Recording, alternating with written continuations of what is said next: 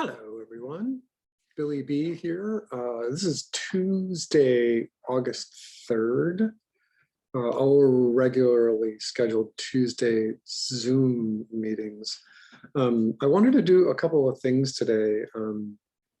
One is that I wanted to alert all of you that I put these Tuesday Zoom sessions in for this class at the start of this session because I wanted to make sure that you all got off to the right start. I was also busy on Monday and Wednesdays, so Tuesday kind of fit really well.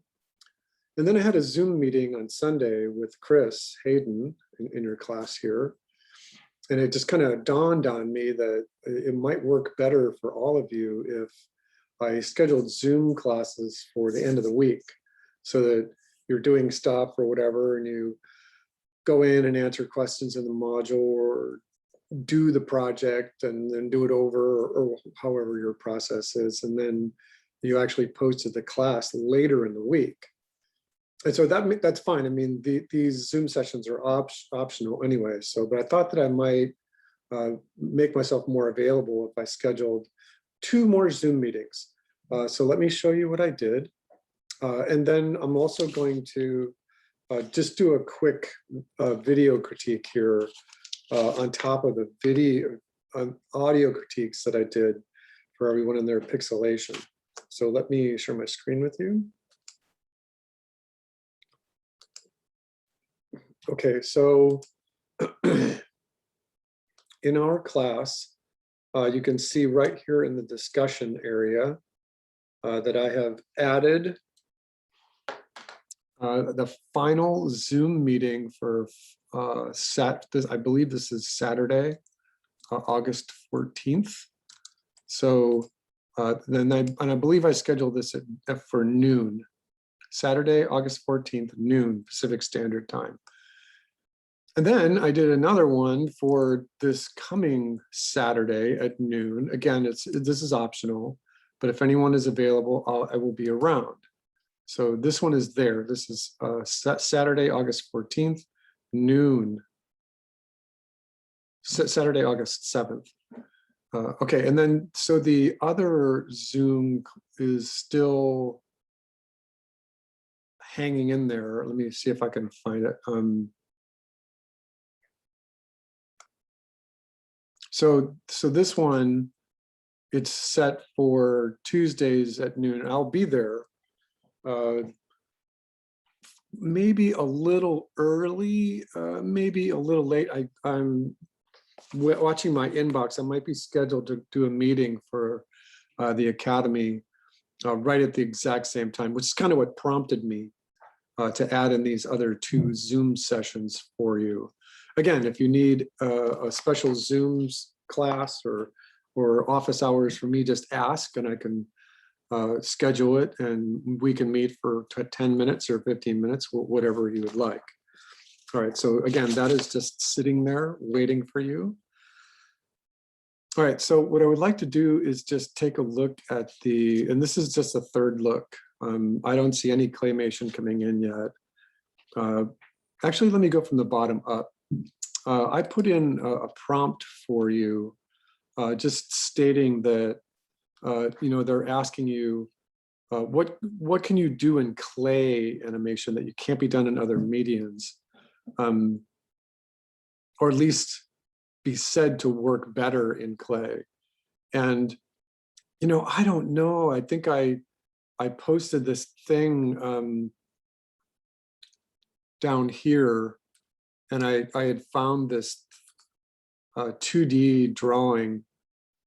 See, I don't even know where this is from, but the 2D animation is just kind of total squash and stretch and anthropomorphization and morphing. And this is just 2D drawings right there. So, I mean, if you're going to answer that prompt by saying, oh, you can do lots of squash and stretch in stop motion that you can't do in clay, I think that you would be mistaken. And so that link is just sitting right there. What I thought that I would like you to do is just kind of think about animation in terms of critical thinking.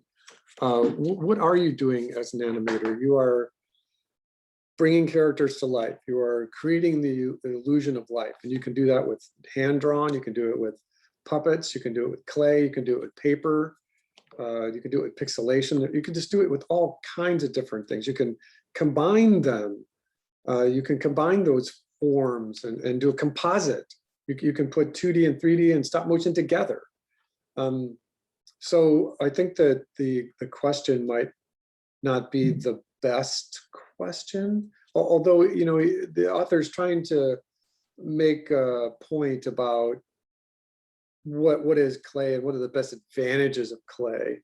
And I think that I had made the comment in my prompt here to say, and that's why I put Jack Skellington here. It's like, you know, if a character was done in clay, it would be really, really hard to get a character like Jack Skellington made in clay. He was almost 18 inches tall, and if his head and upper body are this proportion, he just wouldn't work in clay. Or if there was a metal rig underneath him, like there is in the real life Jack Skellington, then the clay would be thin enough that anytime the animator would touch it, that she would be deforming it and pushing Jack Skellington completely off model.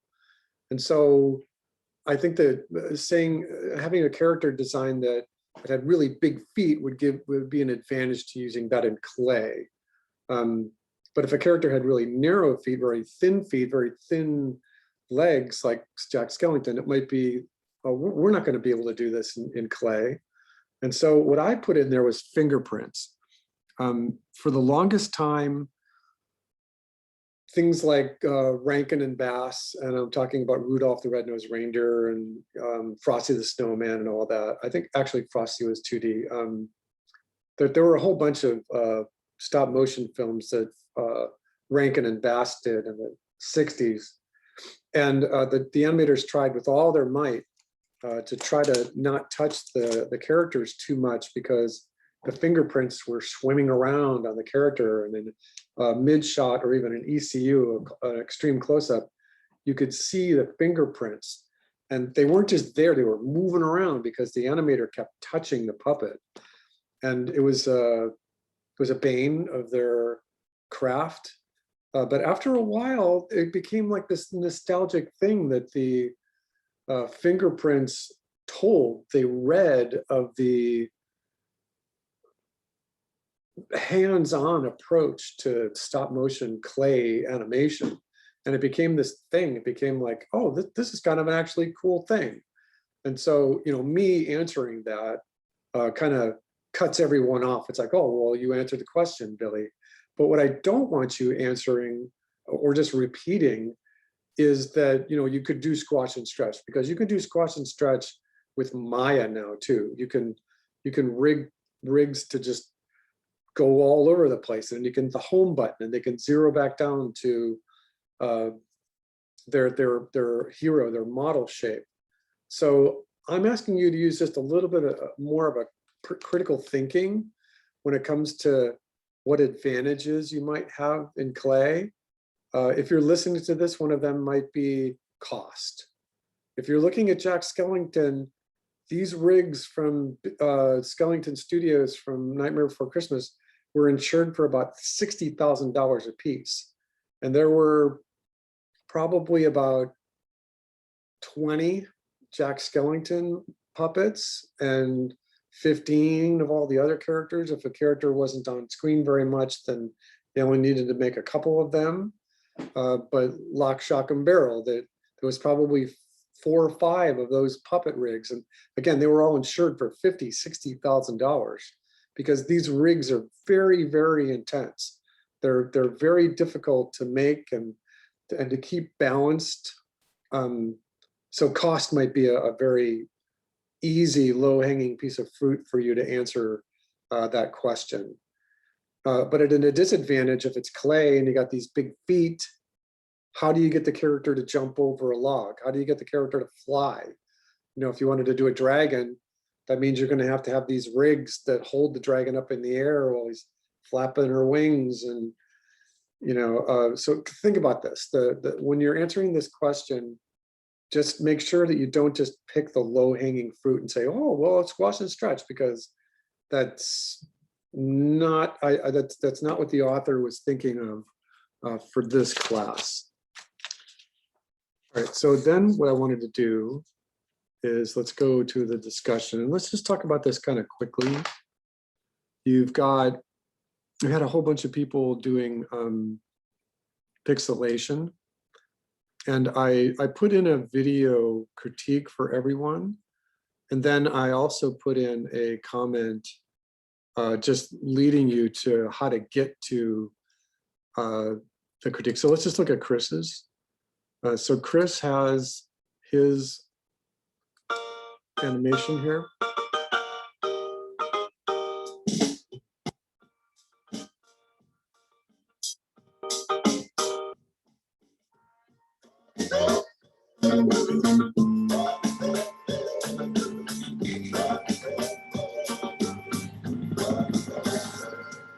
Okay, so this is great.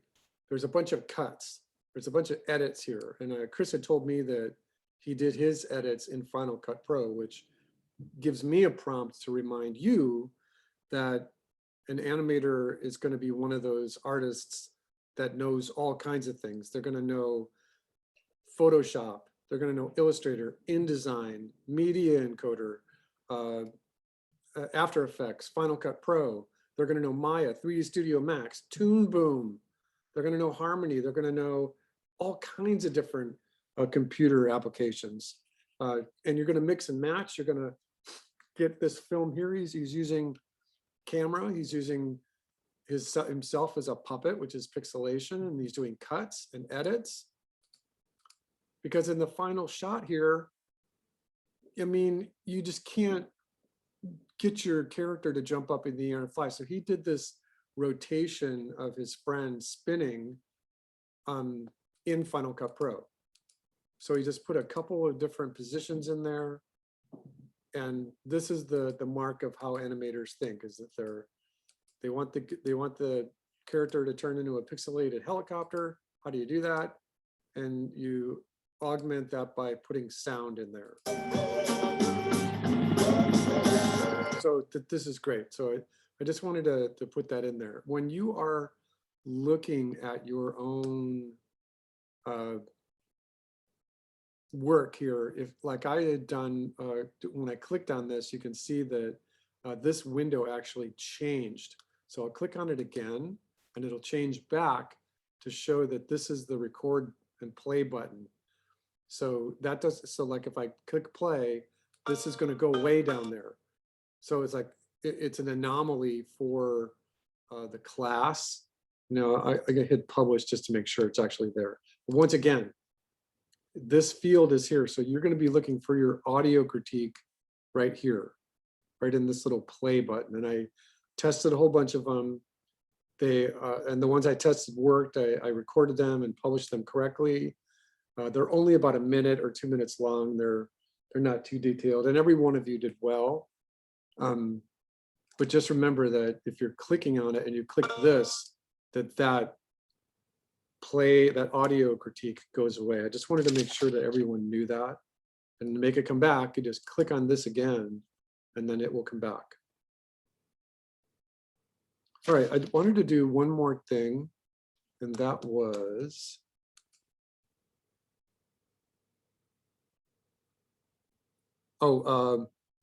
there's a couple of you that missed the pixelation project.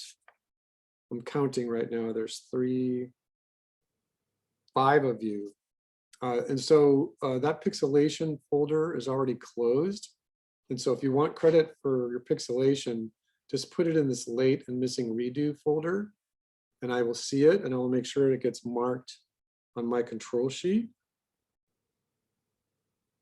And let me check my notes, because I think that's all I wanted to prompt you about today. These were all great. These pixelations were all great.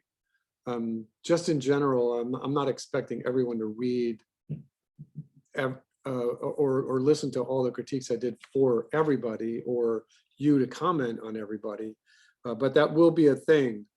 when you get into the academy, learning how to critique is part of learning your craft. The better you know how to critique, the better your own craft, the better your own art is going to be.